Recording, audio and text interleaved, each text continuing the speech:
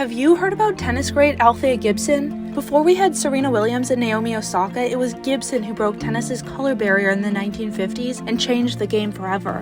Born in 1927, Gibson was raised in Harlem, New York. She learned to play paddle tennis on the street and became really good at it. With the help of funds raised by her neighbors, she started competing and winning tournaments for black tennis players. At the time, black players weren't allowed to compete in tournaments like the US Open. In 1949, Gibson was denied entry into a US Open qualifying tournament. Alice Marble, a tennis player who won 5 Grand Slam singles titles during her career, wrote a letter to a prominent tennis magazine criticizing the decision and bigotry in pro tennis.